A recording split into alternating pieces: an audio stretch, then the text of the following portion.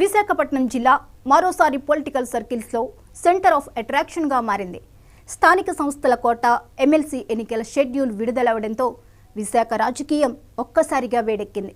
Sitting స్థానాన్ని ఎలాగైనా దక్కించుకోవాలని YCP వ్యూహాత్మకంగా సీనియర్ నేత మాజీ మంత్రి బొత్స ఎమ్మెల్సీ అభ్యర్థిగా ప్రకటించింది. దాంతో అప్రమత్తమైన కూటమి నేతలు అక్కడ వైసీపీ అడ్రస్ గల్లంతు చేయడానికి పావులు కదుపుతున్నారు. ఆ క్రమంలో అక్కడ పొలిటికల్ ఫైట్ బొత్స వర్సెస్ ఎంపీలు సీఎం రమేష్ భరత్ అన్నట్లు తయారైంది.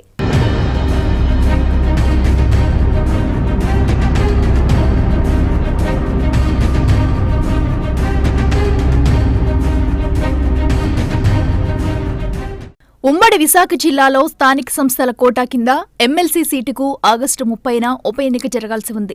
వైసీపీ చాలా వ్యూహాత్మకంగా సీనియర్ నేత మాజీ మంత్రి అయిన బొత్స సత్యనారాయణని అభ్యర్థిగా ప్రకటించింది.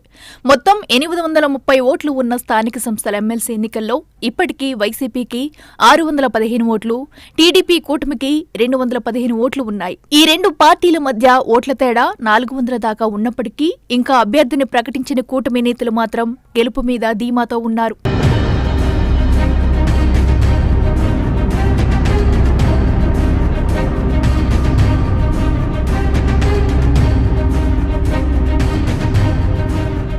వైసీపీ నుంచి సీనియర్ నేత ఉత్తరాంధ్ర రాజకీయాల్లో పట్టున్న బొత్స సత్యనారాయణ బరిలోకి దిగడంతో ఆయన తనదైన వ్యూహాలతో పార్టీ నేతల్ని కాపాడుకోవడానికి క్యాంప్ రాజకీయాలకు తెరలేపుతున్నారు. మరోవైపు కూటమిలో చూస్తే ఉమ్మడి విశాఖ జిల్లాకు ఏకైక మంత్రిగా వంగలపూడి అనిత ఉన్నారు. ఆమె మీదనే ఎమ్మెల్సీ ఎన్నికల బాధ్యత పడే పరిస్థితి కనిపిస్తుంది. ఇలాంటి సమయంలో వైసీపీ బొత్స లాంటి సీనియర్ని అభ్యర్థిగా ప్రకటించి మంత్రికి పెద్ద సవాలే విసిరింది.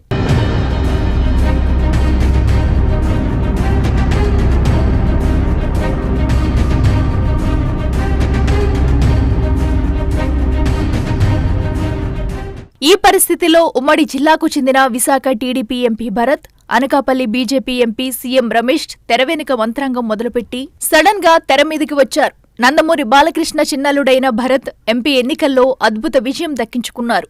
ఆ ఎన్నికల్లో బొత్స సత్యనారాయణ భార్య బొత్స ఝాన్సీ మీద 5 లక్షల పైచిలుకు మెజారిటీతో భరత్ రికార్డు విజయం సాధించారు. విశాఖ లోక్సభ సెగ్మెంట్ పరిధిలోని 7 అసెంబ్లీ నియోజకవర్గాల స్థానిక సంస్థల్లో వైసీపీ పాలకవర్గాలే ఉన్నాయి. విశాఖ మున్సిపల్ కార్పొరేషన్లోని కార్పొరేటర్లు సహా జడ్పీటీసీలు, ఎంపీటీసీల్లో వైసీపీ వారే మెజారిటీ సంఖ్యలో ఉన్నారు.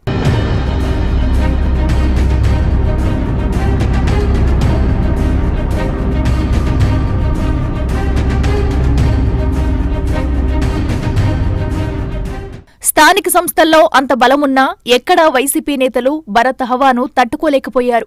ఝాన్సీ విజయం కోసం బొత్స చీపురుపల్లి నుంచి విశాఖకు షట్లింగ్ చేసి వ్యూహాలు పన్నినా ప్రయోజనం లేకుండా పోయింది. అధికారంలో ఉన్నప్పుడు ఆ పవర్ను అడ్డం పెట్టుకుని స్థానిక సంస్థల్ని కైవసం చేసుకున్న వైసీపీకి ప్రజల్లో ఎంత వ్యతిరేకత ఉందో భరత్ విజయం స్పష్టం చేసింది. ఆ క్రమంలో ఇప్పుడు వైసీపీ స్థానిక ప్రజాప్రతినిధుల్ని టీడీపీ వైపు తిప్పుకోవడానికి భరత్ టీం యాక్షన్ ప్లాన్ మొదలుపెట్టిందట.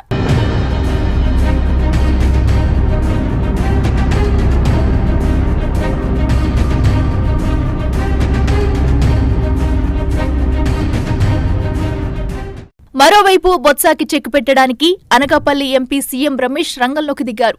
ఆయన ఎన్నికలకు కొద్ది రోజుల ముందు అనకాపల్లి బీజేపీ ఎంపీ అభ్యర్థిగా ఎంపికైన అందరినీ కలుపుకుని దాదాపు 3 లక్షల ఓట్ల ఆధిక్యంతో గెలుపు సాధించారు. ప్రత్యక్ష ఎన్నికల్లో ఆయన పోటీ చేయడం ఇదే మొదటిసారైనా అంగబలం, అర్ధబలంతో పాటు దీటైన వ్యూహాలు రూపొందించడంలో దిట్టగా ఆయనకు పేరుంది.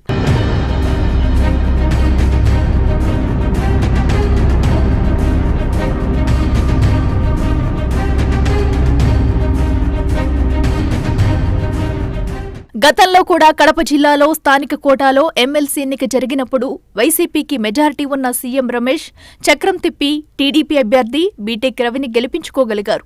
జగన్ సొంత జిల్లాలోనే వైసీపీకి షాక్ ఇచ్చి తన వ్యూహాలు ఎలా ఉంటాయో నిరూపించుకున్నారు. విశాఖ ఎమ్మెల్సీ ఎన్నికల్లో సీఎం రమేష్ రంగంలోకి దిగడం ఇప్పుడు ఆసక్తికరంగా మారింది. సీఎం రమేష్ బీజేపీ ఎంపీ అయినా టీడీపీతో, చంద్రబాబుతో ఆయనకున్న అనుబంధం అందరికీ తెలిసిందే. తన ఎన్నికల ప్రచార సమయంలో సీఎం రమేష్ వైసీపీ అభ్యర్థి బూడి ముత్యాల నాయుడు అనుచరుల దాడికి గురయ్యారు. అప్పుడే ఆయన వైసీపీని భూస్థాపితం చేస్తానని వార్నింగ్ ఇచ్చారు. ఆకస్తో ఉన్న ఆయన చొరవ తీసుకుని అనకాపల్లిలో తాజాగా ఒక మీటింగ్ ఏర్పాటు చేశారట. ఎమ్మెల్సీ ఎన్నికల్లో పోటీ చేయాలనుకుంటున్న వారి పేర్లను షార్ట్ లిస్ట్ చేసి నలుగురి జాబితాను ముఖ్యమంత్రి చంద్రబాబుకు పంపించినట్లు తెలుస్తుంది.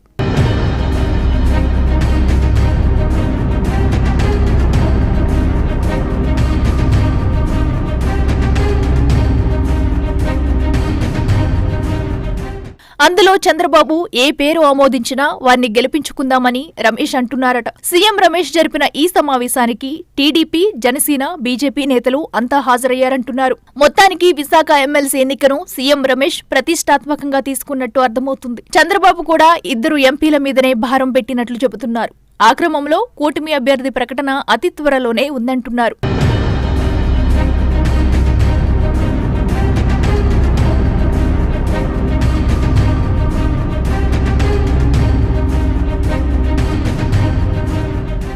సాధారణంగా స్థానిక సంస్థల ప్రతినిధులు రాష్ట్రంలో అధికారంలో ఉన్న పార్టీ వైపే మొగ్గు చూపుతారు. అదీకాక జగన్ ప్రభుత్వంలో స్థానిక సంస్థలకు నిధులివ్వకుండా పూర్తిగా నిర్లక్ష్యం చేశారన్న అసంతృప్తి ఉంది. మరోవైపు విజయనగరం జిల్లాకు చెందిన బొత్సాని విశాఖలో పోటీ చేయించడం మీద జిల్లా వైసీపీ ముఖ్య నేతలు అసంతృప్తితో రగిలిపోతున్నారు. విశాఖలో నాయకులు లేనట్టు పొరుగు జిల్లా నేతను తీసుకురావడమేంటని కోపంతో ఉన్నారు. ఇలాంటి పరిస్థితుల్లో అనకాపల్లి, విశాఖ ఎంపీలు ఈ ఎన్నికల మీద ప్రత్యేక దృష్టి పెడుతుండటం మరింత ఆసక్తికరంగా మారింది. వైసీపీలో బొత్స అభ్యర్థిత్వం పట్ల అసంతృప్తి ఆయనకు ఖచ్చితంగా మైనస్ అయ్యే పరిస్థితి కనిపిస్తుంది. అయితే ఈ పరిస్థితి ఆయనను ఓటమి అంచుల దాకా తీసుకువెళుతుందా అన్నదే ప్రశ్నార్థకం.